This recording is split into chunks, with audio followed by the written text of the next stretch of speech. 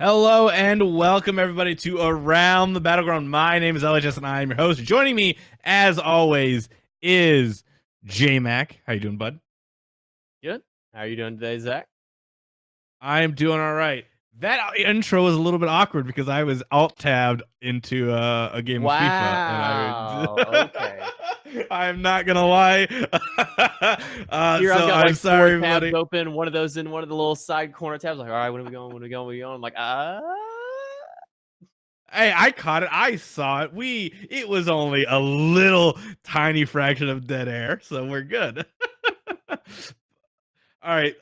So last week we talked about the SPL and the newly announced rosters. This week, I wish we could talk about SML, but those rosters haven't been announced yet. We've got some rumblings, but nothing that we can really talk about. I think there's like one or mm, two, maybe a roster here or there that have been announced, but I'm not entirely sure. I have like been holding off really following that.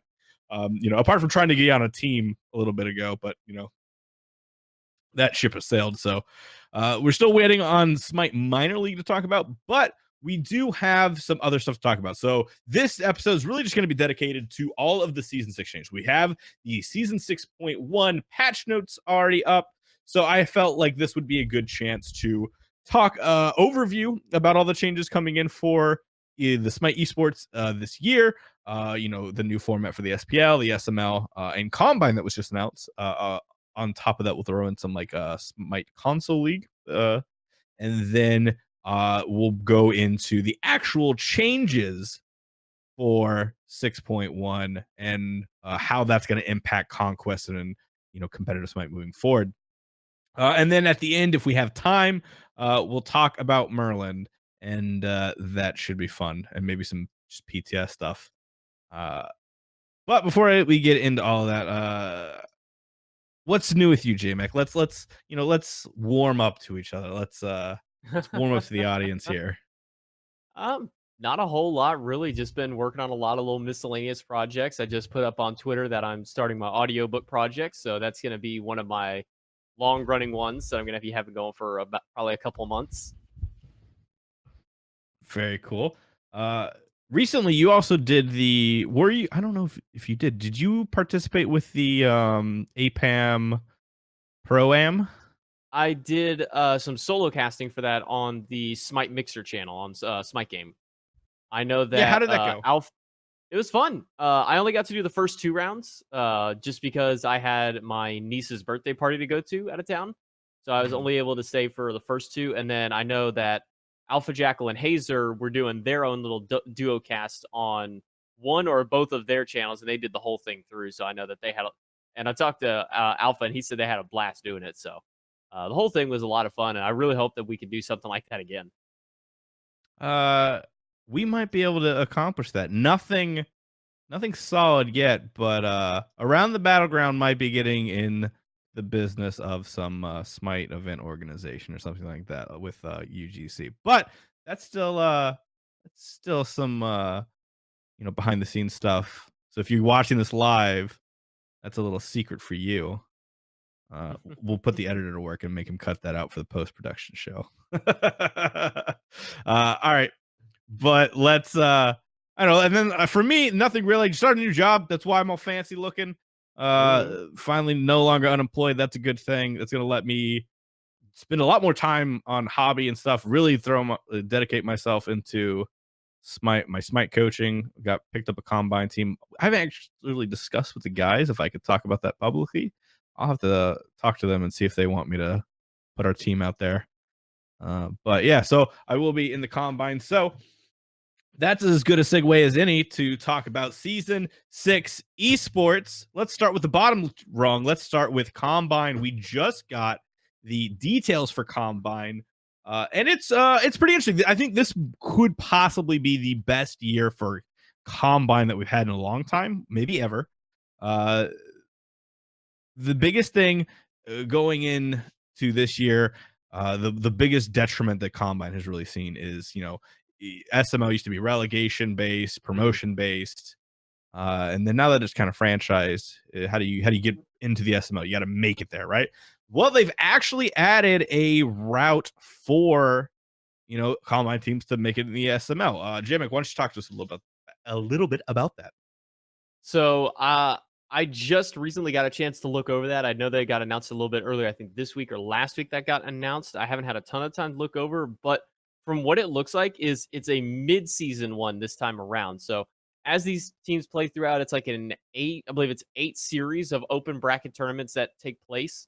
So anybody can jump in there. It's not like you have to. It's not going to be if you played last week, you can't play this week kind of thing. It's if you want to Mhm. play, cool. If your team sucked this one bracket tournament, then throw them in a new bracket tournament. Try again with a new group of people. I mean, that's what it's looking like on to here.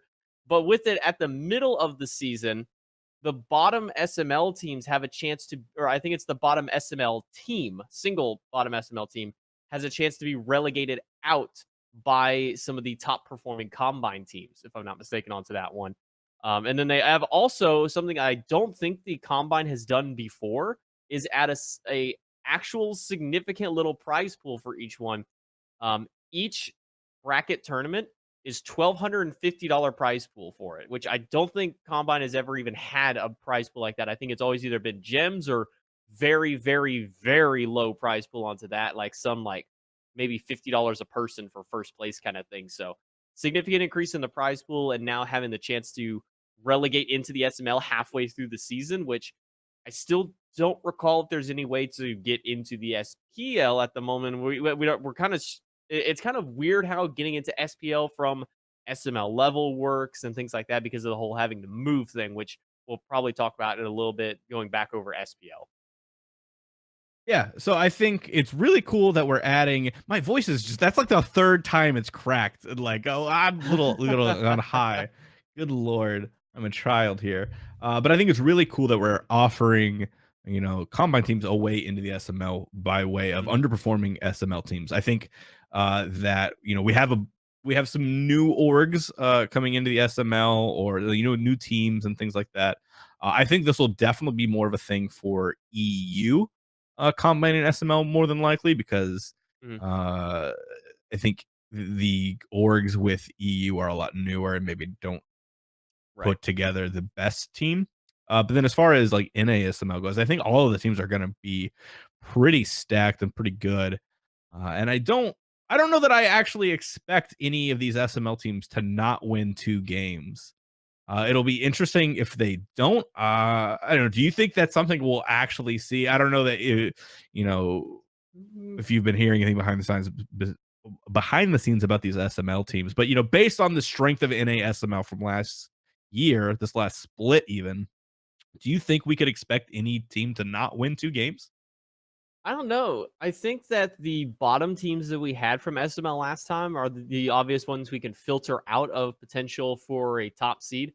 I think that if I'm not mistaken, correct me if I am wrong, it's 4 and 4 NAEU orgs for SML, but Mhm. there's no region lock onto it. It's just 8 orgs that are coming in for the SML.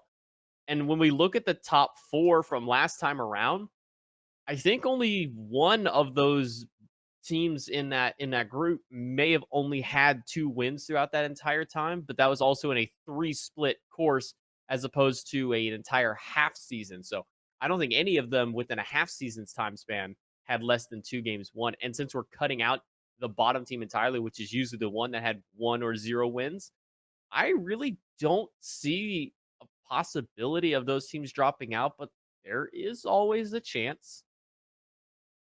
Yeah, we always say this. We always say that by shrinking the team pool, it'll improve competition, right? Yet every year that we do that, we have look at the SPL. We went down 2 teams in the SPL this year. SK didn't win a single game. That still happens when you condense talent, Hmm. right? And so I don't know. Maybe it'll be the same for this SML change. It'll be hard to see. Maybe the condensement of talent at the top for SML will mean that the bottom teams can't get those wins anymore. And then you got to ask what happens then next once you have combine level teams going in there. Are they going to be able to do anything better than these SML teams? And it'll be really interesting to follow. That'll be a storyline we'll be following both for the combine and for SML. As these teams get closer and closer to that halfway point. if they don't have a win or they have that one win, it'll be really interesting to see what happens. But all these other SML teams are going to be wanting to, not lose to the team that could Right. be relegated, right? That'll be the extra fire to put them in the ground. But uh, Combine this year looks like it could be really stacked. I mean, you have so much talent uh, that, especially for NA, I feel like NA, SML, and Combine has been stacked for a long time. Oh yeah. And then now that we're condensing teams out of NA and we're pushing a lot more of those people towards Combine, that's gonna make it even more competitive. Uh, but on the other hand, you have EU SML. EU has always, I felt like, been a little bit weaker at the amateur level. It's been, at the higher end, it's really good, but at the lower end, I feel like NA kind of has the better spread of talent. So do you think which region do you think has the better chance of like having a SML team get relegated? Do you think it'll be NA or do you think it'll be EU? I don't know because since everybody can, mix and match their rosters, there's no region lock with it. It's kind of hard to tell. I imagine we will still have some, and honestly, I wouldn't be surprised if we still saw a lot of just NA or just EU teams coming through because yeah, region lock is out all around, but do you really want to play on 150, 200 ping when you could be playing on 60 ping or something like that?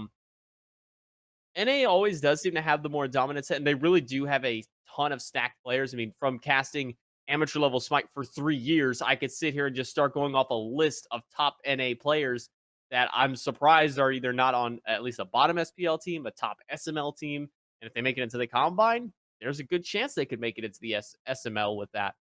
Um, Mhm. EU, I'm not as familiar with, obviously, because I don't deal with it as much. But from whenever I did Challenger circuit casting and even just watching some of the old SML, EU always had a strong top side, but a very weak bottom side compared to NA, kind of always had this top, okay, middle, and then they had their bottom. So I think that NA overall is going to have better chances of getting a team in there, but you never know coming through with this. Yeah, I'm really excited. I think this will be one of the biggest, best competitive years for Smite. I mean, with everything changing the SPL and the SML and now Combine, you can make money at every level, and I think that's hugely important, and that's going to stimulate a lot of players and a lot of growth at that amateur level. I'm really excited to watch that moving forward. Next up, we're going to talk about is the Smite Console League. So after last year, the Console League kind of got dissolved into the Console Series, which was all open bracket everything, and it was not very well received by console players and that scene, just like the global series. So this year they're bringing back the console league, and we're having an open qualifying tournament to make it into that league. It'll be really interesting. I think we have a few players going back to console from PC. I don't Mhm. expect Inbound. I don't expect Bobby to go down to the SML. I think he's probably going to go try to win another world championship on the box. We've still got Jumpa. We've still got all of those guys. It'll be really interesting to see kind of what happens uh, with those teams and who forms who. I wonder if we'll see a super team kind of evolve, or if we'll see some of the older teams kind of stick together. But Smite Console League coming back. How do you feel about that? As you're a predominantly PC player. Are you lukewarm about this? Are you excited? What are your thoughts? No, I mean, I always love seeing the Smite. And in all honesty, as much heck as people really do give the console scene, it does not deserve as much flack as it's given because they're some of the most exciting games to watch, not just because of how intense the games are, but because of how intense the players are. If you've never sat in on an actual, back when they had, whenever they were doing it in their studio, when they were doing like the console finals and things like that, they had their whole studio set up so all the teams could be sitting around on the couches and the chairs all over. Yeah, the two teams playing, the casters right behind y'all yelling. It got loud in there. It got louder than I've ever heard even some of the world championship games get. and there's only like 60, 70 people in that room. They are some of the most intense, hyped up matches of all time. And still, to this day, one of my favorite games is a console game that happened. It was Kaz Esports versus Soar Gaming. One of my top Hmm. 5 favorite games played of all time. I'm more than excited to see more console league coming through. Even the console league that happened, the console wars that we had at Worlds was really fun. It still ended up being, I think it was still some of the old box players who ended up coming out on top on that one, if I'm mistaken. Um, but now this gives them kind of a chance that they didn't really have and kind of got shafted on last year, was this chance to be in the pro league and have an actual qualifying spot for it. It does say, see if I can pull that back up here. It says top 2 teams from each group will qualify into the console league from their console and region. So it is still separate for them compared to the rest of us, where it's going to be mixed together. So there's going to be 16 teams total, 4 teams for Xbox NA, 4 for EU, 4 for PlayStation NA, and 4 for PlayStation EU. So there's going to be a pretty stark competition going on through there. And I imagine that all of those 4 will stay as kind of 4 separate leagues, but will have their Hmm. moments where they do get to clash back with each other later on until it would, I imagine, have to be a LAN of some sort, like a mid-season LAN for obviously Xbox and PlayStation, because they can't crossplay yet, and they won't be crossplaying for a little while. But if that happens beforehand, we might see it later. Might see it earlier on. So up to this point, I think a lot of people would say like the Xbox is the better place for competitive players. They have more talent there. I've always said that PS4 could be there. They just need the chance. Do you think that with crossplay being added to Xbox, so these Xbox console players will now be able to play against PC players in ranked? Is that going to be an unfair advantage for them moving forward in this league? I don't think so necessarily. They're going to play definitely against a competition that they're not used to if they are pure box players coming over to PC or playing against these PC players, or if they were former PC, then they know what they're going up against. So I don't think it's quite as unfair for PlayStation versus console, because the metas are going to be very similar. They're going to be playing the same Mhm. stuff on their console specific ones versus what they do on the PC ones. And even so, console and PC metas have slowly begun meshing together. It's taken a couple of years for it to get as close as it is, but I don't think that's going to affect it too much. I mean, at the casual level, yeah, it might help them out more. But when it comes down to the actual competitive nature, PlayStation's going to do its own thing. Xbox is going to do its own thing. And then you get to see them all kind of butt heads together near the end. Now, when do we get our Switch Pro League? A true SPL. Uh, Probably at no sooner than a year from now, I would imagine. I imagine they You want to think at it'll take least that get long? it. I think it'll take at least a year before Switch comes to a league. Do you think we will see by Worlds? So they've done a few things where at Worlds they'll do like a Switch invitational where you could come in and like sign up as like team or something Kind of like like what that. they did Uh, with the console one last time. right, and then they did like a Hot Gods tournament at the year before last. Right. I can see there maybe being a small invitational, but nothing like massive. And they would definitely need to put some kind of, I'd imagine, console restriction on there, or platform restriction, because what will end up happening if they do that is all of the teams that didn't qualify for console worlds, hey, Mhm. there's a Switch invitational. Let's hop on board and just play against all these people who are new to Switch Smite or not as experienced on Smite on console in general. So I think if they put a platform lock, and especially if they put a league lock to where if you played in this league, you can't take part in this invitational, I'd be up for it. But I imagine before an actual league hits, it'd be at least a year. Okay. So do you do 2020. you do think we will get a Switch League though? I think that if the Switch helps to really build up a big player base, and I've seen a lot of people already playing on it. Kind of like how when, it's Xbox and then PS4, well, the Xbox people started kind of going to the PS4, and now we're gonna get Switch, so we might see some more of the trickle down effect with that. I think there's potential for the league. I'm not gonna say yes, there'll be a league. I'm saying if it's going to happen, it wouldn't be at least until next year. It really just depends on what the player base growth is with the Switch and if they Mhm. see enough potential competition for it. Do you think we will see any official support from like Nintendo? We are the only MOBA, as far as I know, on Switch. We're the if we're not the only MOBA, Mhm. we're the biggest competitive MOBA. You know, But yeah. do they try to add that to their, they it looks like with Smash and everything like Mm, that, they might be making a play to, start encouraging esports and support esports. You've got, Splatoon, you've got Smash, now you've got Smite. What is Nintendo with these competitive games? See, this it's a fits a good theme. letter. It's a pattern. It's just Yeah. it's just a good letter. It's a good letter. You flip it on it. You flip it upside down. It's the same letter. I mean, it's just so good about it. It's just Uh, a good so letter. I'm not lying, but do I you think think we there's see any potential. official support? I think there's potential. I think that there's got to be some kind of event that happens beforehand, like an invitational or a small league before Nintendo dips their hand into the pocket on this one and starts, potentially pushing some money towards it. Promotion is one thing, actual support of it's going to be a whole nother process for it. Okay. I can respect that. I think it'd be really interesting. It'll also be really interesting navigating since Skillshot has such a close tie with Mixer and Microsoft and Xbox.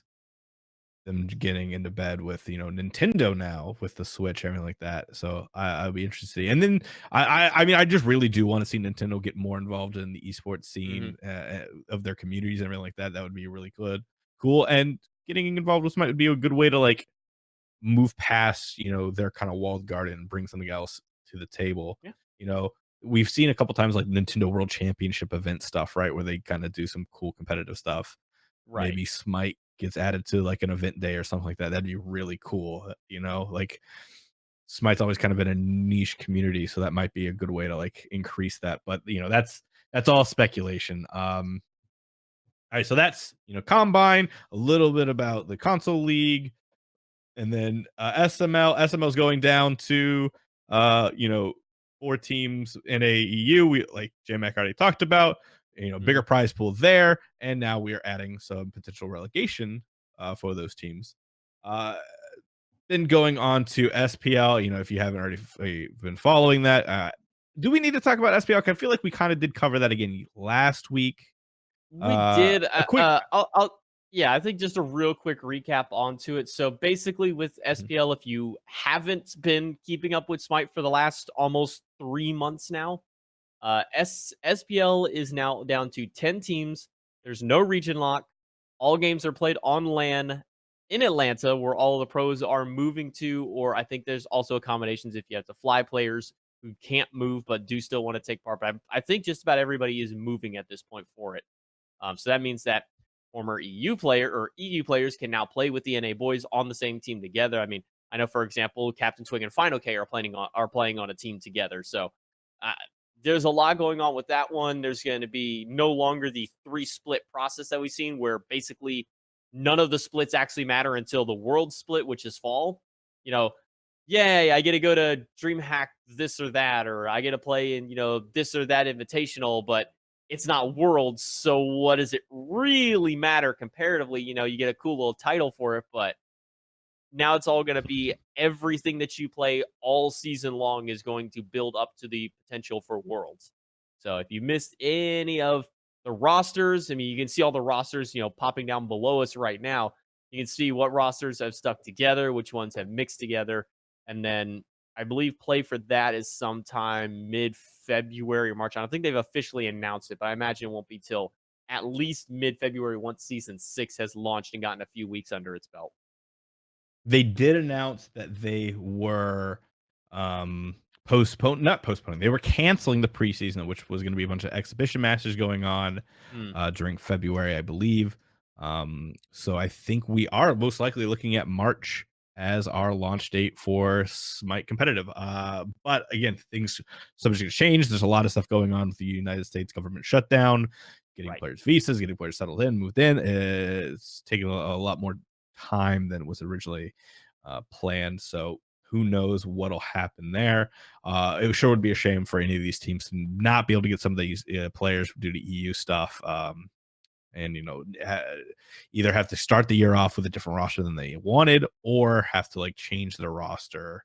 Mm, Uh, so it'll be interesting to see what happens there. But yeah, that's basically what the SPL and what all the other little the leagues below it are doing. So I think we're good to talk about all those changes. I think now we can move on to the meat and potatoes, which is season 6 changes for competitive as far as the conquest map and game balance goes. Uh, and it's a lot. There's going to be a lot to talk yeah, about here. So we wanted to get through kind of all of the overview stuff leading into this, and now we're kind of going to talk about some of the bigger things that are happening for season 6. Obviously, we're not going to be talking about everything. The battle pass doesn't concern us. Crossplay doesn't really. Role queue, then rank changes, all that kind of stuff really doesn't. But first thing that yeah, does interest us is going to be the new formula for kill bounty, which is going to equalize the playing field a little bit more as the gap between players kind of goes on. We've seen some moves similar to this in the past where, we're trying to target that late game, mid to late game, and make counterplay a viable option.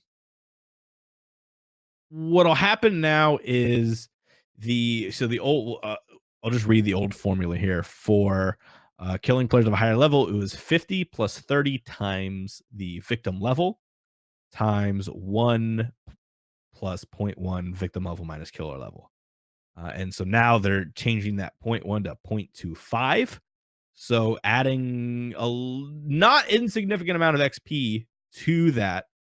And then as far as the gold stuff goes, zero point 0.1 is going to a 0.15 and a zero point 0.1 going to a 0.2. You should be getting a lot more gold than you do XP. So you're able to buy items back into the fight rather than just getting on like your base stats leveled up. right. So um I'm not entirely sure what this is going to do. I'm very interested to see. I haven't been able to play on PTS, so I haven't been able to play with the new changes. I haven't seen any groveling about it on Twitter, so I'm assuming that this is Yeah, largely a non-factor, maybe quality of life, but I don't think this is really going to do anything. This is not a huge change for me.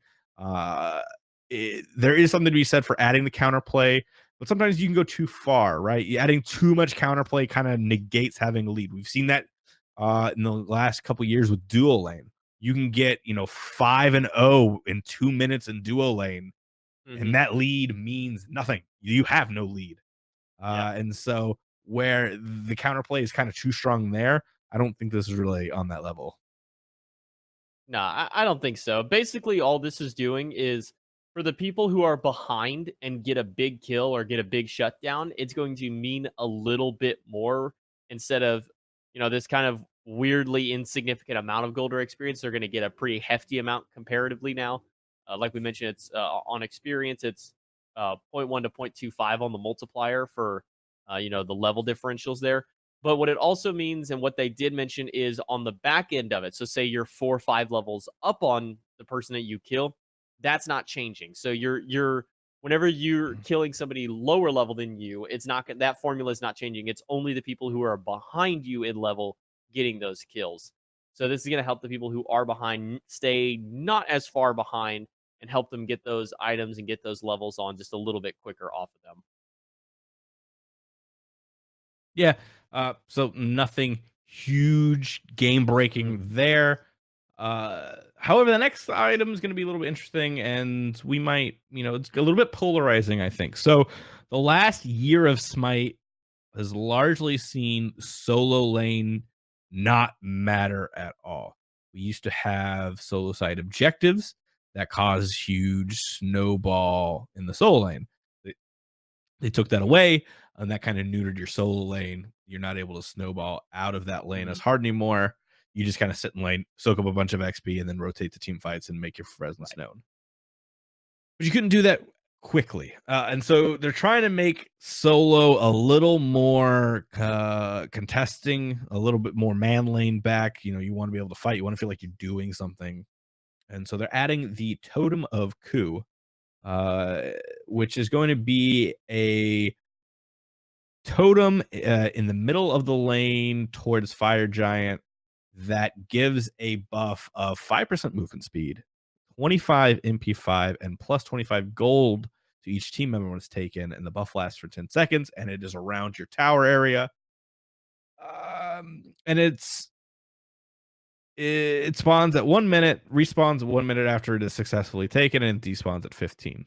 So at most, you can have there are 10 opportunity. Well, 15 opportunities, right? I think I it's don't know. 14 is the most because it starts at 1, Yeah, ends at 15, and you have to also right. even account if you're frame perfect, your best shot is like 14. I think that Pawn said realistically, you're only gonna get it 10 to 12 times in the game, Mhm. So if and you're that's able to between the get it 2 teams. right, if you're able to get it perfectly, 14 times times 25, that's only 350 gold. Very inconsequential. That's not even your ward chalice, right? Well, that's 25 per player, so it's 300 some odd per person. It's Yeah, 25 but gold to even each that. member of the team when it's taken. So overall, it's like 1,500 gold. It's nothing big. It's just all this totem really, to me, what this totem does is it gives the solo laner something to do other than sit on solo island for 25 minutes while the rest of their team goes on and have this the time of their life. This gives junglers a reason to come back to that side of the map after 10 minutes in the game, or even after 5 minutes, or the first, I would say, really, after the first 2 blue buffs. Junglers really never need to go to the solo lane side because they're already getting their defense items online, so they're not going to die. They're more focused on getting kills in either the dual lane to shut them down or the mid lane to try and shut the more important mid lane down. So this is going to give them some kind of incentive. And also another thing with it is the MP5 and the movement speed. For a jungler, getting 5% movement speed is pretty big, especially if you can keep that on a constant rotation, cutting through the jungle and then taking that quick sidestep into your tower for the extra movement speed.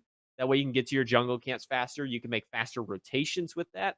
I think the gold is less significant compared to the MP5 or yeah, the movement speed over anything else. So I think those first 15 minutes where the movement speed is on the lower end, you're not gonna, all you're gonna have are your boots and maybe one and a half or 2 items beyond that. So it's really just gonna kind of help the movement and the flow of the game a little bit more, I think. Yeah, but I don't know. I kind of want more, right? I want it to do more. Actually I kind of called what it was going to be. I was calling that it was going to be like a global buff, right? You have to give something Mhm. that gives something to all your teammates for it to really Yeah. be worthwhile, and we kind of got that. It's not enough. This buff is inconsequential. If you lose it every time, it's 350 gold total. If you lose it every single possible time, who cares? That 5% movement speed at the end of the day, I don't think it actually matters because it only lasts for 10 seconds. What are you going to do with 5% movement speed for 10 seconds? The biggest thing that I could see it being problematic is probably that 25 MP5. And even That's really big. then, it's not insignificant. The MP5 is what I look at as well because it's going to let you cast a lot of abilities. So you have characters like Wukong, we'll say, you know, Okay. very mana hungry, your assassins, things like that. That's what this change is ultimately gonna do. It's gonna make snowballing kind of crazy. It's gonna change the meta out of your soul lane a lot more, where you can spam a lot more abilities. Mhm. You got the Well, blue buff, you've got this MP5 buff now. right. Your lane opposition is not gonna be able to keep up with the amount of abilities you can just throw at them. So let's look at it like this with the MP5. So 25 MP5. What does MP5 even mean for players who are a little bit unfamiliar? That's mana per 5 seconds. So every 5 seconds, you're going to get 25 mana. So to multiply that to 10 seconds, you're going to get 50 mana over that time. That doesn't sound like a lot, but all you got to do is walk back in your tower, walk back out, refresh the cooldown on it. Now there's another 50. So if you can do that perfectly, let's say you mess up a little bit onto it, you're going to get about 250 mana back for free every time that tower is taken down. You're going to have 250 mana for that extra minute that your opponent's not going to have. Because all they've got's their blue buff and maybe their breastplate of valor. So now you're sitting 250 mana higher than them, so you're gonna have more abilities to poke or escape if you need be. You're gonna have those for if you make rotations over to the team fight. I think that's the secondary significant part is the sustain inside those lanes because all you gotta do is, man, I'm a little low on mana. Let me just walk back in my tower real quick and get a little bit of that back. Oh, hey, we have the buff again. Let me walk back in and grab that again. So I think that plus and 5% movement speed doesn't sound significant at all. It sounds very minuscule considering boots give you 18%. Almost all of the katanas and all of the ancient blade tree gives you 10% a piece. So 5% doesn't sound that big until it's 5% more than your opponent has at all times. You Mhm. walk over, you want to make a rotation over to dual lane from mid. What do? You walk into the tower, you get 10 seconds of 5% more movement speed than your jungler. Now, if you're the fastest guy in the game, it's a little bit of extra power for him. It's not huge, obviously. 5% is not massive for Mercury, but for every time you walk in that tower, that's 10 more seconds that you're moving faster than your opponent at any given time. So it's really going to make rotations a little bit more, okay, guys, he just left my lane. You have about 12 seconds till he's there normally. Now he's got that 5%. You're kind of down there. All of a sudden, that 12 might turn into 10 and a half seconds because you weren't expecting it. Or he was able to quickly get around your opponent before they noticed because of that extra movement speed disparity. It's just little things onto that. Nothing's massive, nothing super significant, but just those little things all throughout the game, being able to get to your buffs just a little quicker might help you be able to do an invasion a little bit quicker. I think that's where kind of the top level of play is going to see that 5% utilized. Potentially. I think that this is going to need buffs. I think it's gonna be needed to I think they should have started it more aggressively and worked its way back. I mean, that's kind of been the tried and true Hi-Rez philosophy, right? Start something being too strong and then work it back. Whereas it's harder to make some. Well, I guess it's not. I guess that's also something they do as well, where they make it Hmm. weak and then see what they need to do to make it stronger. I don't know. It's more fun for PTS when they make it overpowered, though.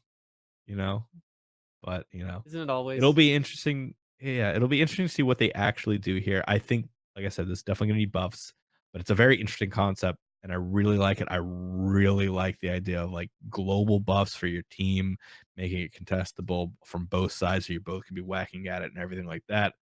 Hmm.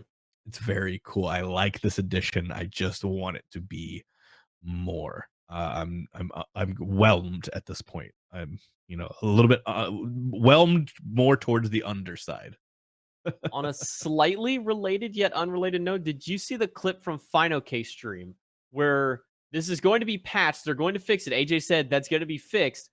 But at that time, you could move the tower away. You could move the totem from its spawn. They put it in the spawn point of the fountain. They took Huh. they had all players in the game. They obviously made a custom for this. It was 4 versus 4, and they picked all gods who have walls that can displace. So they had like Thor's, Ymir's things, all those kind of things, Terra's as well. And they took it all the way from solo lane and put it in the fountain within like 15 minutes or something like that. A lot of time and dedication, but they did it, and I was proud of it. I thought it was amazing. That's intense. So yeah, that's what we got PTS for, those little shades. That would actually be kind of cool though, if you could like hide it, like you take it and now you can hide it, Just so the enemy jungler put has to it in try the to fire find it. giant pit. Put it in the FG pit. That'd be even funnier. You want to go and take it? Now you got the FG to fight too. I kind of like that idea where like if you are winning, if you make it like an AMC hive or like his stinger, right? So you have the buff, and then whoever takes it, right, gets the buff Mhm. on them, and then after the spawning point, it just drops off of you wherever you are. So you could obviously like abuse that, and then so you'd have to add in logic, right? Where like if you're in your Right. fountain or something like that, it would default back to where it was supposed to. So you couldn't cheese it that much unless you wanted to go back to default. But that could be really interesting. That'd be really inopportune. Like you could use that if like, oh, we've got a team fight. We're gonna have the totem come off of me in the middle of this team fight. It's gonna block an ability. Some next gen like 4D chess type stuff. Another change we're going to see is minion spawn time. They spawn at 1 minute now from 1:30, and you get a movement speed buff going out of fountain to get into your lane a little bit faster. Right. And it's kind of a non-factor, just makes the game start a little bit quicker, Yeah. unless we find a Those way to really extra break that movement speed. Yeah, those extra 30 seconds you're really not needed. The only people I ever really see that effect are like the streamers who are like talking to their chat or checking Twitter or something in the middle, and then they're like, "Oh Mhm. yeah, hey, the game's here" or whatever, no big deal. But even still, you get that movement speed leaving the fountain anyways, or leaving the base, so it's really not all that big a deal. Actually, Plus, it's I great for do think that this is gonna be a bigger deal in competitive play, because that movement speed is going to allow deep warding to be a lot easier. yeah, it's So possible. We could see some real like deep speed buff wards or red buff wards or things like that very early on.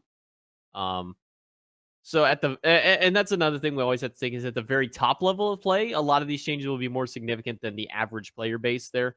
mhm, Um, I think in general, it's just especially for people who do tournaments and spectating a lot, guys like me, Jithins, and all that.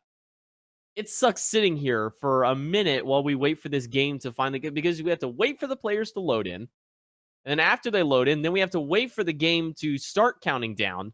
And then we have to wait for the game to start counting up. And we always have to find like our happy medium of, okay, well, where do we pause it so that way we can do a 3, 2, 1, go and then start casting? For some reason, we had it starting in a minute. And I'm like, why are we starting in a minute? That's a minute of dead air that we have to kill for no reason. Let's start at like 20 seconds or something. So we're just getting right into the action unless we see something happening. So for spectators and people who do tournament stuff, it's going to help because it'll very minorly help kind of cut down on that wasted time in the beginning. yeah, not a big change at the smaller end, not the Mm, smaller end, but the less competitive end, and the higher end definitely going to be something to watch. It's definitely gonna change the dynamic of those early games. Maybe this results in more ganks, more, 5-man invades to kinda stress, stuff like that. We can see some right. really, some more manipulation of the map, I think is gonna be really interesting to follow on that. Minion balance. Brute minions are now more reliably spawned. Mm. Uh, so beforehand, trying to like figure out how you're gonna get a brute wave was tricky at best. Now brutes spawn every third wave, but one brute at a time from 0 to 10. So after 10 minutes, one brute, 20 minutes, two brutes, 30 minutes, three brutes. Um, Those are on every wave now. That that's yeah. the So that not that's the big change. Is it was previously every third wave after their allotted times. Now it's every single wave is going to have one, two, or three, depending on if it's pre 10, after 10, after 20, or after 30 is where they've made that thing. So mhm. pre 10, it's still every third wave. That's unchanged. But after 10 minutes, it's one brute every time, 20 minutes, two, 30 minutes, three brutes. And one of the reasons they did that is because of the big topic we're going to go into next. The new Gold Furies.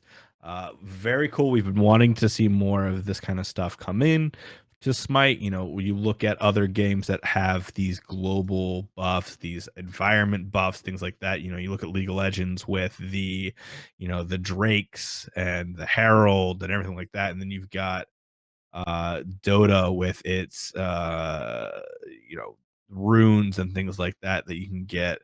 There's a lot of different stuff that buffs the team and buffs the map and things like that.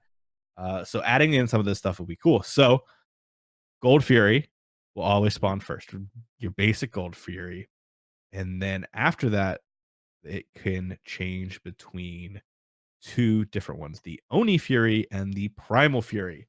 The Oni Fury on the next round of minion spawn, all minions in all three lanes will gain bonus damage increased by 75%, bonus health increased by 30%, physical protection increased 50, and magical protection increased 50. Man, those are some beefy boys coming down your lane. You add that to your brutes, that's a wave that unchecked can just take a lane, and they're So, making adjustments already to make sure that that can't right. happen.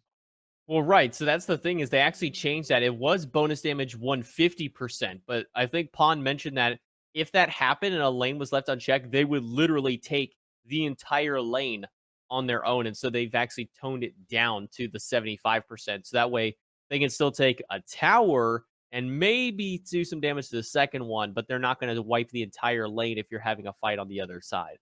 So when I heard 150%, I went, that's not what you want to do. That does not sound good at all. And then it only took a couple of days in testing for them to realize, yeah, that was definitely not a good idea, and tone that down to the 75%.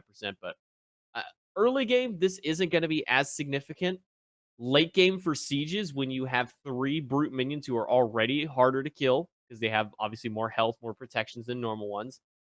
Now you have 3 of them, and now there's 3 of them powered up. And this buff can also apply to fire giants. So imagine 3 fire giant brutes with this buff. It's going to be extremely difficult to kill these ones without dumping all 5 of your characters' clearing abilities on just the minion wave alone to make sure that you kill those before they get too close to the Phoenix or the tower or whatever.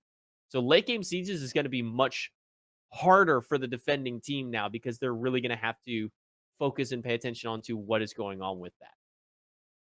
Yeah, I'm really excited for this change. I think this will have to be toned down again, more than likely. There's just too much going on. I think unless they give, defending sieges, it's been really hard. I mean, we've been living in a siege defense friendly game meta Mhm. for a while. So making it easy to crack the base doesn't make sense going backwards anymore. And this really does make cracking the base a lot easier. So I'm assuming that we have to see some sort of changes going to favor, siege defense a little bit more. That's kind of the direction we've been moving with competitive Smite. So this obviously is going to warrant some other changes to come, I believe. The other fury that can spawn is the primal fury, as we already said, and that gives all gods on the killing team gain 5% increased damage to jungle camp and bosses, and that stacks up to 3 times. That is less important, I feel like. I'm kinda, again, underwhelmed by, I would this buff. Am I in the wrong here? No, I don't think entirely. The big thing with this one is it includes the bosses on here. So other Gold Furies, other Fire Giants, and the Pyromancer are all affected by this as well. That's probably the most important aspect of it. Is if you can get 3 of these before the late games starts coming through, and you get those enhanced Fire Giants, things like that. If you can get 10 to 15% increased damage, it's a lot more significant than you think because you think you know your secure damage as the enemy team. You say, okay, that's a Kukulkan with 450 magic power. He's going to want to ult when that thing's at like 1200 health. So that way, by the time it hits it, it's at 800 and he's going to get the secure on it. Now that number is different because he has that 10% increased damage. Now instead of at 1200, he's casting it 13 or 1400 because he's getting that bonus power to be able to hit a little bit harder, a little bit earlier. So it's going to make objective burning much easier for the team that has those buffs on them. But because it's only going to be spawning every potentially at best every other, but more than likely, I would Mhm. say probably 2 out of every 5 Gold Furies that you get. And remember, there is still the respawn timer of these Gold Furies, and it's not the same one every time. The way that they change it is the first one is gold, then it's Oni or Primal, and then if it was Oni, it's Primal or Gold. If it was Primal, it's Oni or Gold, and then it keeps flopping in between that. So there's even potential that you might never see that Gold Fury pop back up again. It might just keep going, into the Oni and the gold, Oni gold, Oni gold, and then oh hey, here's a primal to throw in at 45 minutes in the game. Who cares about it at that point? I think pre 35, 40 minutes, maybe even closer down to 30, 35. I think this buff is more significant. Once everybody is 6 slotted, full build, and it's kind of on the back foot of a game already, maybe a little bit less important. Yeah, I think, maybe, you saying that it's on the bosses kinda makes me think about it a little bit more, and, like, the opportunity you have there for burning objectives.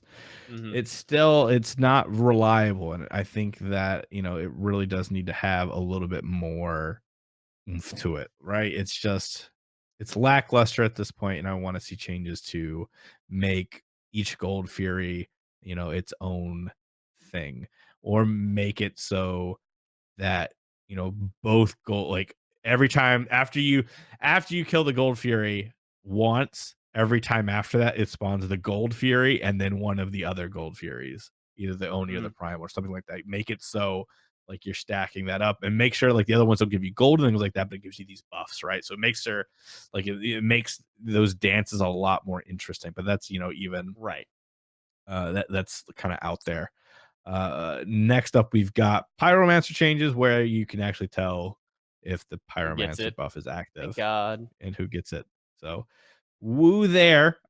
Next up is actually a really big change going forward for season 6. The Fire Giant is getting huge buffs. Fire Giant is getting his new attacks. There's going to be the magma pools are coming back, so you're going to be taking a lot more damage just standing in the fire pit. And then base health increased to 7,000 health per level, from 225 to 275. Protections from 90 to 50 to 110 70. And then your enhanced fire giant even more from 6,000 to 8,000. It's still 225 to 275, 90 and 50 to 125 and 85. Base power from 130 0 to 150 20. And the enhanced fire giant buff now allows players to ignore 50% of a tower's backdoor protections. So makes it a lot harder, but getting that enhanced fire giant buff is Big. really significant. Ignoring Yeah. backdoor protections, 50% backdoor protections gone. That's huge. And Fire Giant's been kind of the objective where it's like, all right, let's go get Fire Giant. It's something to do. It's not really going to make a huge difference power wise. It's not like the game decider that it used to be. This potentially is more of a game decider at this point. You can do a lot more. You have a lot more options available to you now with the Mhm. backdoor protection. So I think we'll see a lot. Honestly, looking at this right now, we might be headed to another burst meta right out of the gate. In season 6, and those are always either those are always the most fun and also the most awful. So we'll see, where we go for season 6. But what do you think about the Fire Giant being such an absolute unit going into season 6? It finally feels like it's an actual objective, more than anything else. It's more difficult to take, which it's been feeling like the Fire Giant as of recent because of how bursty the meta has gotten recently. It feels like the Fire Giant's just made out of paper once you get to the late game and 6 slotted, where now this thing is actually going to start swinging at you. And it's another big thing onto that one is it does have power in both aspects now. It does have magical and physical power and magical and physical protections that are pretty significant now. So I think that it's going to be hitting hard. It's going to be obviously be hitting harder than it was previously, Mhm. but it's also just going to feel like a more significant fight to deal with. Especially one thing that got added on there is the attack chain and the attack rotation that's happening with these. Is currently right now it does 2 attacks and then it does the knock up, 2 attacks, it does the lava rocks, and then it does 2 more attacks and it puts the ring on fire. This is gonna stay the same with this new fire giant, but now afterwards, they've added the lava pools. They've added those magma lava pools that they had back last season. This time around now, it's gonna be 1 attack, lava pool, 1 attack, knock up, 1 attack, rocks, and then it's gonna keep looping that through. It means that the more significant things, the more hard hitting things, the rift it hits hard and it really messes up your entire, run that you have going. But then it's also the lava pools, and those things stacking up with 5 people are going to be significant later on, or 3 or 4 people, because those are pretty big size lava pools. I think we took an estimate that it's roughly 80% of a Kepri, something like that in size, because that's a literal unit of measurement in Smite is 1 Kepri's width. Um, Yep. so with this new rotation of attacks, it's going to feel more like a raid boss than anything else. And I kind of enjoyed that. When we got this new rotation of it, it did feel like a new raid boss. Like, wow, this is something we have to practice and get good at. And even still, to this day, there are people who can't do the fire giant dance properly. Now it's going to be even harder when these new loops come through and we get the enhanced fire giant hitting harder, dropping magma pools, every 3-4 seconds on top of people. It's gonna get crazy, but it's gonna make these fire giant dances super important to know when to actually jump off them over anything else or when to full Absolutely, yeah. commit to it. I'm really excited to see how this changes the game again. Season five, Mhm, we saw a lot of changes there, like you said, having to relearn Fire Giant Dance and things like that. And so I think this will be another one of those things where it's going to take a lot of getting used to, and we might see less Fire Giants to start the year than when, we normally would. Maybe some lost Fire Giants, a lot more 50-50, something like that. It'll be mhm. really fun to watch how the game kind of evolves around it. So moving on from Fire Giant, we've got jungle changes. Nothing really too drastic, I feel like. Small harpies decreased base health from 150 to 130, but increased Yeah. health per level from 55 to 70, and increased magical protections from 0 to 5. So just, I don't know that we really saw any problems with the magical jungles. No, Um, Alquang never really got big. Habwa was rarely ever done. Cabrakan never really saw play. Any of the mages or the guardians that you would see in jungle never really got much play this time, aside from the few offhand players. So that's not super significant, but it does make it to where they can't be as proficient as the physical ones now, I or more think starting proficient off the than them. year, yeah, I think starting off the year, for season 5, we saw like a lot of Janus jungle, and All it right. was insane how fast you could clear Right. some jungle camps. And so looking at that, like there was nothing, it wasn't sustainable. We didn't see it after the first, after spring split and everything like that. But it was something that was definitely there for a little bit. And so Mhm. I think Hi-Rez is like, okay, we saw this, we saw problems with it, and now we kind of need to change it to make it so, you want these magical jungles to be a little bit Mhm. more challenged when they kind of go in these roles. But again, nothing really that big for these guys. Um, Large harpies, again, decreased health, increased health per level, increased base magic. Buff holders, decreased base Pretty. health, increased health per level. So across the board, Yeah. we're just increasing magical protections up 5, increasing health per level, and decreasing their base health. Gold Fury, all forms, increased Gold Fury physical protections per level from 1 to 1.5, decreased Gold Fury health per level from 275 to 250, and decreased Gold Fury physical power from 140 to 120, and increase the physical power per level from 0 to 2. So yeah, making things. I mean, they're trying to make the jungle more of a challenge, more Yeah. problematic as time goes on. So you're just not burning through it. Admiral, I don't it's kind of that tough line to walk because you are trying to, make things harder, but they're also just jungle camps, Right. right? So how hard do you want them to be? This doesn't really move the needle for me. What about you, JMac? Not very much. I think it'll put it to a more sustainable level where this time around, especially because of Assassin's Blessing, it just felt like it was you walk by, you hit the camp, and it's done. Where other games and other titles and whatnot, you still do spend some good time in those jungle camps clearing them. This isn't going to do a whole lot, but it's going to kind of helps sustain it just a little bit better. I think of all the changes, the one that you didn't yet hit is the Tower and Phoenixes. A nice little quality of life that's going to hit with it is there's going to be a visual effect at the base of the tower showing if the backdoor protections are removed. And they also adjusted the way that that works too, to where backdoor protections are not removed. Like, so say you're sieging a tower and you're hitting Mhm. it and hitting it and hitting it, usually it would be a few seconds and then it would just be like, "Oh, hey, I'm suddenly not doing my full damage. There's no more minions here, but I was still getting full damage."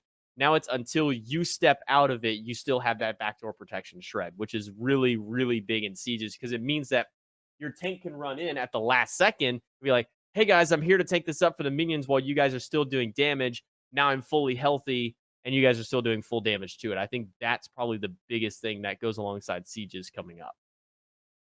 Yeah, definitely. like we said, it's changing how the game is played, adding a little bit more nuance to the game. That's definitely going to be big. Like we said earlier, with like backdoor protections on the fire giant, the enhanced fire Mhm. giant. So anytime you can manipulate backdoor protections, it's going to be huge. And so with that, I mean, we might be, like I said, I think we're moving towards that burst meta when we come back. I can see the Lokis, the Bastets now, where I they're wouldn't just say the Lokis as much. Loki did get nerfed a little bit, but he still kind of does what he wants to do as a I split would. pusher. So I'll just throw a little fun onto that. If you guys are interested in the numbers behind Loki, I know Alpha Jackal released a video recently. I think he did some collaborating with Flare Boot on this to get the numbers correct, or he may have just done it himself because he is a numbers guy too. He did release a video on how much damage this is actually going to nerf Loki on. So if you guys are curious on that, look up Alpha Jackal. He did do that, and it's actually kind of significant. You don't think about it, but the damage value dropping at 0.25 at the beginning really does kind of affect his chain some. Maybe. It's still, if you're getting the backdoor protections, I mean, you're still going to be building the pen. You're still going to be building all of that. It's a nerf, and yeah, it impacts him, but he's still going to be able to take a tower if he's left alone with some attack speed and some pen. That's just like that's what he's gonna do. Same thing with Bastet. I mean, those are still the things that we could see. And I don't know. I'm not saying it'll be great. I'm just saying, Right. in competitive play, we definitely won't see the look. In competitive play, I think we're definitely going to see Bastet to start the year. We're definitely going to see some running of that. I would be very surprised if we don't. Somebody's going to try to run. Somebody's going to try to manipulate the backdoor protections, and who better to Somebody. try that with than some Bastet. So I think that's really all of the big changes as far as the map goes. We've got a couple other changes to talk about. One of which is a new item called the Elixir of Speed. Costs 2,000 gold, and this consumable increases your movement speed by 18% permanently. The effect does not stack with boots, but does stack with literally everything else. And in conjunction with that, Rat can sell his acorn to buy this and get a new item. So he can have 6 slot of Right. actual items instead of acorns. I don't know why you would do it, I don't know. but I'll be honest on that. I don't know why you would sell the acorn. It's so good. It's more movement speed than the elixir will be. It's 20% versus 18. You get, I believe it's 50 power off of it, and every time your ability lands damage, you get health. You get health regen off of it. Like, I don't know why you mhm. would ever sell the acorn, but maybe somebody really wants that extra defense item that they need or something like that. And so the sustain's not relevant, the power's not relevant, and they just want to be able to, take the brunt of somebody's damage for it. Yeah, Support rat. it'll be interesting to see what that happens. But the idea of this item, I'm kind of Yeah. on the fence. I both like it, and I also just like it feels a little extra. You know what I mean? Like this is something It that we didn't quite feels need. it feels like it's gonna be too late. I feel like Mhm. because you're thinking we're going to a burst meta, which means in my mind, games are gonna go faster. This is an item you're not going to get until late in the game because you're going to have your boots. You're not going to, and to anybody out there, do not skip boots for this early game. You are crippling your power curve so harshly. You're going to do nothing early game if you skip boots to buy this for 2,000 gold instead. But doing the math on it, let's say you're getting 700 gold. I don't remember the exact amount you get back for your boots. So let's just say it's like 700 gold you get back for selling your boots. This is 2,000 gold. So you sell your boots, you have 700, means you need 1,300 more just to buy this item. Then you need however much more gold that you're going to get in order to buy your new item for this slot. Plus, you still have to sell your blessing previously. So you have to sell your blessing, get your new item, then you sell your boots to get your last item. That you're looking somewhere you're going to need like 3,500 ish gold before you can even really purchase this and make it a worthwhile purchase right away.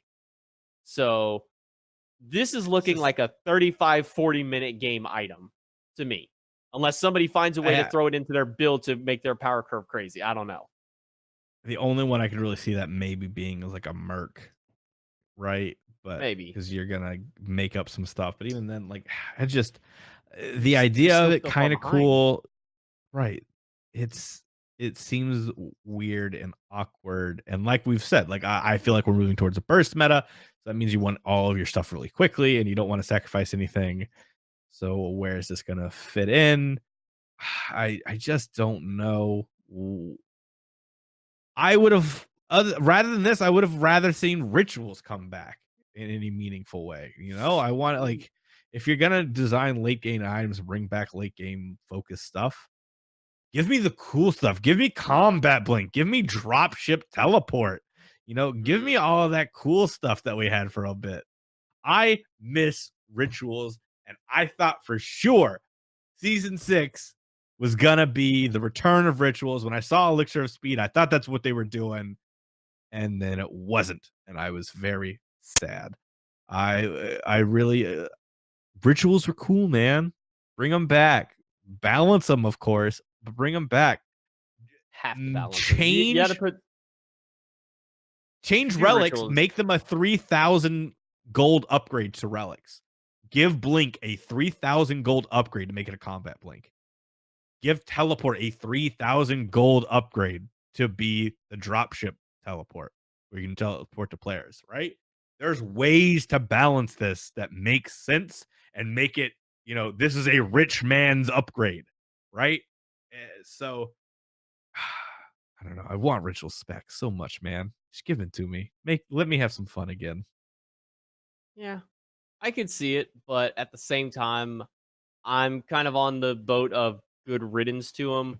While I would love to have my combat blink like I used to have so I could run Anubis all the time and have that combat blink ready, run the Giannis jungle so you could have it all the time. I'm kind of glad that the rituals are gone. I think that they were, in my mind, they were cheese over anything else. They were, man, we pushed down this side of the lane when Phoenix is down, but we have a Phoenix down. You know what? Let's just do what all the old Giannis players did, like what Na inspired with the Giannis dropship, the first player to ever, bring in the idea of the dropship to competitive play. Well, now you just get a Ratatosker who can go over the entire enemy base and boom, oh hey, all 5 players are here. It's a lot of cheesy stuff, and I'm personally fine that they're gone. Instead of a gold nerf, I would rather have seen an internal cooldown nerf to it. Something more significant, like you can only do this once every 5 minutes or something like that. For Mhm. things like the teleporting to player kind of thing. But Well, I'm on see, the no, fence no. of By adding it to relics, you automatically balance it because who's gonna buy teleport? Who's gonna buy solo teleport laner. to yeah, your solo Solo laner. laner. Maybe your jungle does it and gets blink and teleport. You forego all of your defensive relics for all out offense, right? And you nerf it at the same time as like there's this giant benefit, but it's a big risk, right? So realistically, just let your solo laner get to a fight and like get back real quick. I think the risk That's is really all it amounts to. I think the risk is too significant for the obviously with going off the numbers you provided earlier, it's too big of a risk for not as much of a reward. Um, I would like to see some adjustments to the relics more themselves over anything, Mhm. or not the relics, the relics overall. I think some minor adjustments here and there could be added to kind of take them away from being as Bring back strong as they Scout. are. Damn it. I'm fine with Scout not being in because we have the actual Ward Chalice. I would like the Ward Chalice to be upgradable, so you could do a Sentry Mhm. instead. I think that That'd would be be a dope. really cool one. So instead of just 400, you can upgrade it for another, 350 or 300 or something like that, and now you can buy a Sentry, and now you put a Sentry with it. But that's just little things I with don't know. I that think one. Scout was just like before its time because I like think it was warding has only gotten more important since when Scout first came out. So all you had to tweak it was like if you look at right now, how many sentry wards are being bought and placed around mid right now? It's astronomical every game. oh If yeah. you had the ability to scout that, get gold or stuff like rewards off of that.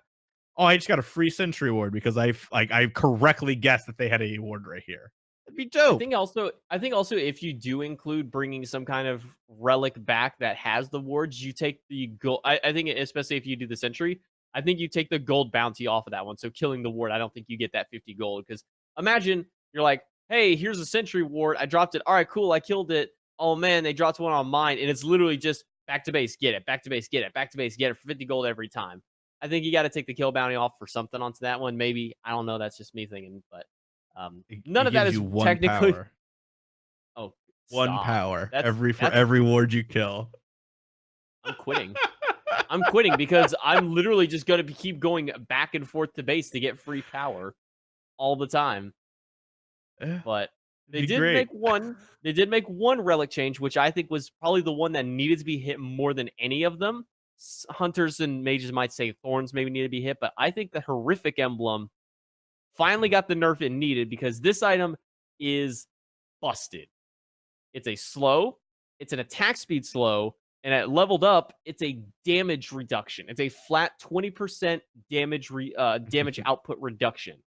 Now they're dropping the slowdown by 10%, the attack speed slow by 10%, and the slow is still going to be 10% lower at the upgraded. The attack will be the same, but also the damage debuff is dropping down from 20 to 15.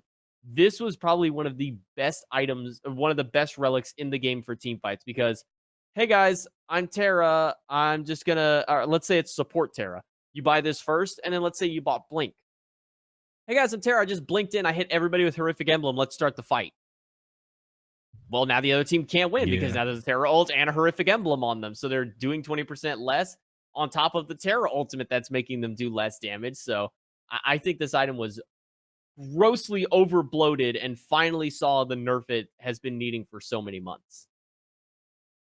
Yeah, I mean, I'm not going to argue that point with you. I mean, horrific's been such a huge part of, the current meta and everything. So seeing that kind of get hit with the nerf stick is probably a good thing because you saw it in just absolutely every game. So anytime you get to that point with anything, it needs to be hit. I think largely the item balance, we kind of saw that. We saw the mage items kind of get hit. We saw some of the, you know, support items kind of get tweaks as well. We saw Stone of Binding kind of see a quality of life change, um, that just puts the debuff on enemies hit instead of just placing it on your teammates, which I think I kind of like. Maybe not. It's maybe not as strong, but I think I like that. And I don't want to sit here and talk about all the item changes because I think those are more subject to change. The one thing I will say is they did hit Lone's Mask again, adding another 5% to its negatives, which I don't like. I honestly don't like that. I really liked Lono's,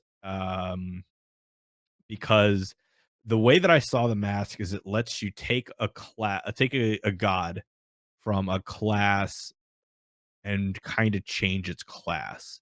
And I I really, really liked that. I think the damage dealt one was fine to have the 5% nerf to it. I think the healing wasn't as significant because realistically, when you look at what gods are going to pick up Lono's mask, it's going to be your support and sometimes your solo lane mages. So you're looking at your mages and your assassins. So you're looking at what? Naja, Fenrir, Nox are pretty much. That's the safe to say those are pretty much the only three gods you're seeing really pick up this Mhm. Lono's mask on a consistent basis. Are those three? Because Naja is going to get protection shred with his ring toss anyways. He's more of a setup for your team, take somebody out of the fight. Nox is all set up for your team, so she doesn't care how much she does. It's all about what the rest of the team does. And Fenrir is the same way. You jump on somebody, you sunder them, you bring them back, and then they die. Pretty much all of Mhm. those three characters have a single focus in mind, which is keep one person from playing the game of Smite for a short period of time. So the healing factor is not as significant because you're not building a lot of damage on those characters. When you build Lono's Mask, you're foregoing damage for the most part. It's rare that I've seen a Lono's Mask built on a damage dealer because who's going to want to reduce their damage by 20% just flat out? Nobody. Nobody is going to want to do that. It's only going to be your Mhm. supportive minded, your actual true support assassins and mages doing that. And then if you run it on Aphrodite, maybe, but nobody's really running support Afro or Baron Somni is the other one, and his heal is already kind of stupid to begin with, and it's a little less about the heal and more the movement speed buff it gets.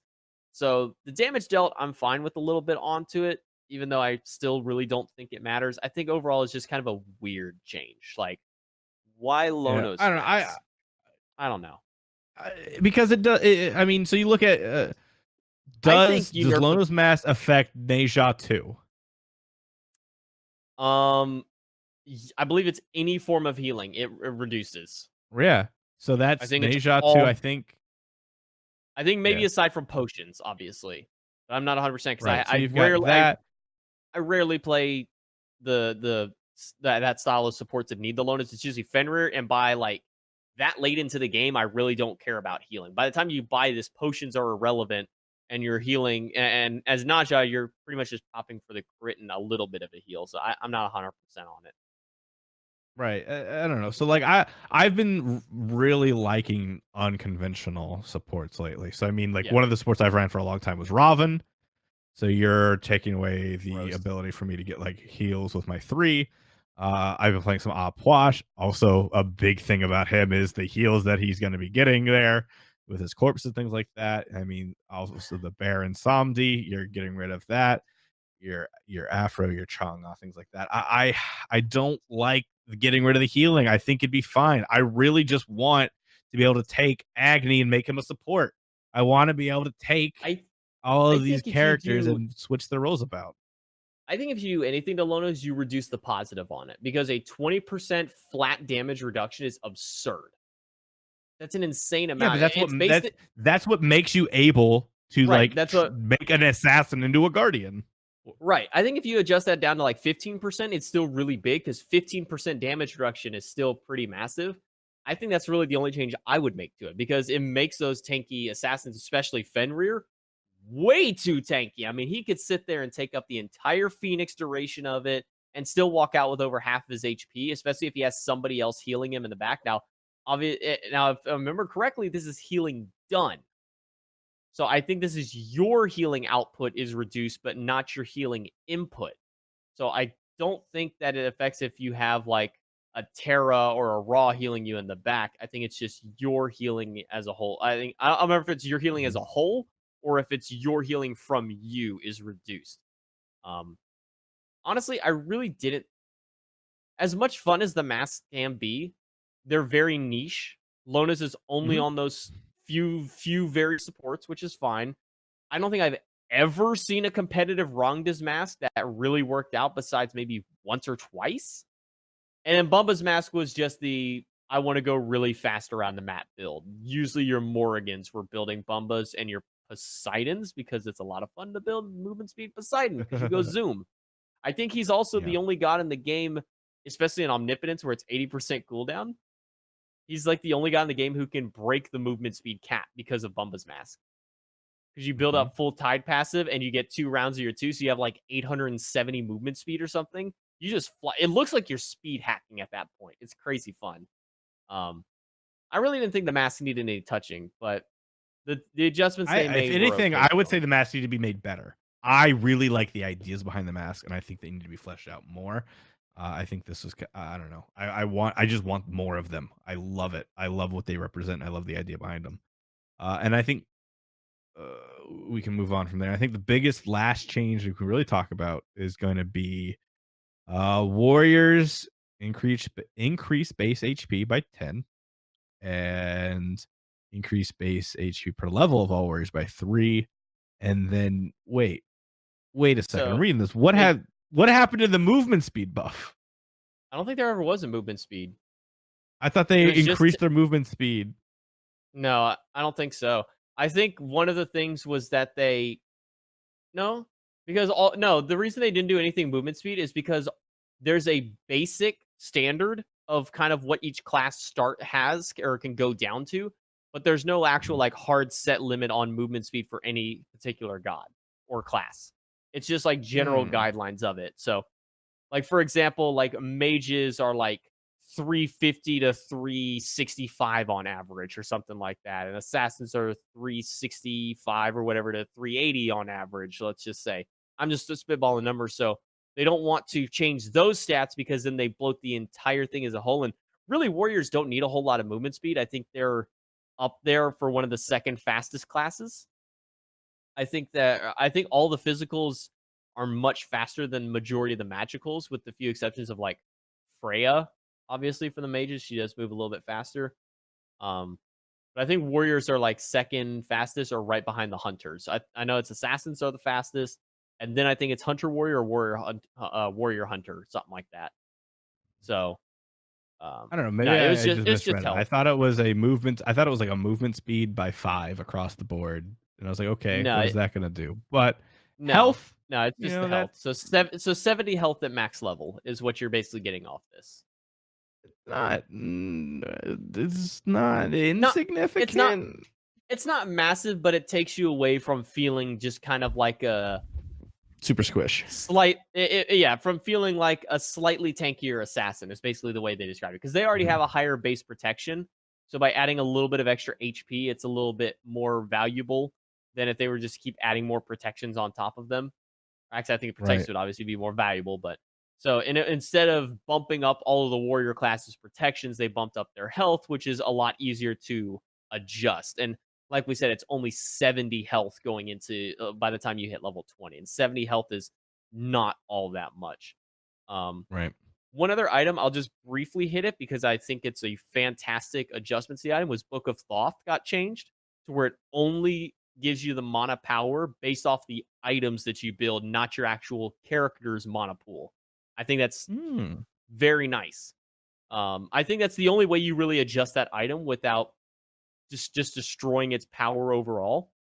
And they said it Mhm. comes out to being about the same anyways if you were to do it, because basically what it was is, so let's say you just build Book of Thoth, Book of the Dead, and then late game you have a Soul Reaver. So you have boots, 3 books, pen, and Rod of Tahuti. Your mage is going to have well over, I would say, 2,800 to 3,000 plus mana that gets converted over into power. 5% of that. That's a lot of magical power. Especially, that's 100 plus magic power coming your way, depending on how much you have late game. I think by adjusting it to where it's only counting the items for it is going to be better. And they did say that evolved, this is going to end up being a 9% conversion. But like I said, it's only for the mana you get from those items alone. So instead of Right. 3,000 of that, you might only get, 1,500 of it, but you're getting 9% versus 5% of it. So you're coming out just barely under or around the same. So definitely I a think it's a good quality of solid life adjustment. change. Yeah.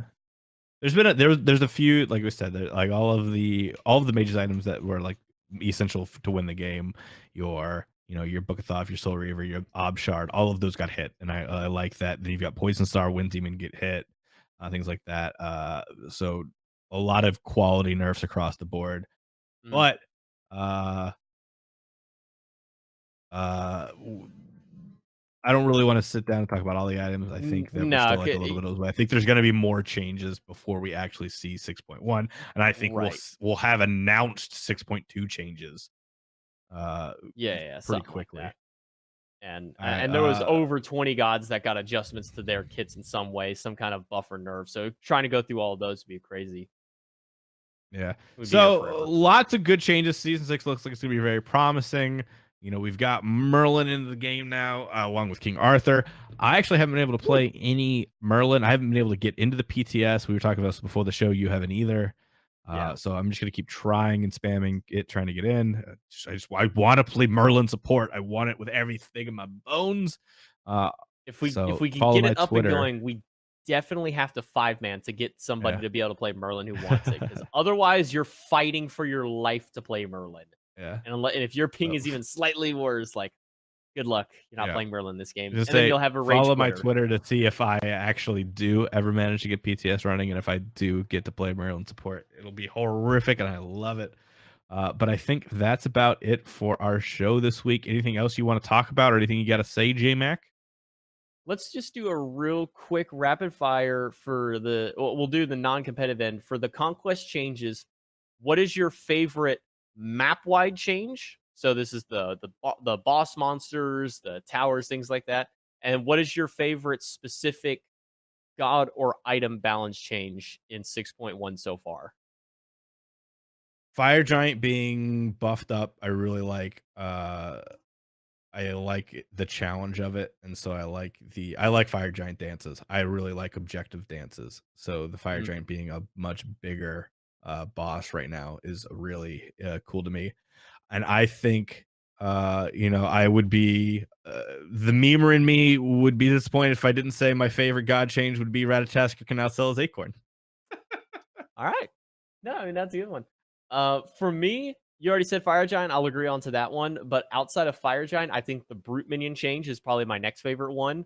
So I no longer Mhm. have to play a guessing game or go, "Oh my god, guys, we have a Brute Minion. We can actually do this." Now it's, "All right, guys, here's the wave. Let's do this," kind of thing. It's much more consistency Mhm. across the map, and unless you're really paying attention and having somebody sit there counting the waves for you, you're not gonna be super perfect on knowing those brutes, and now it's gonna make that play around the Gold Fury much more significant than anything else. When you get those empowered ones, Right. so that's my favorite map change. Is definitely the minions adjustment.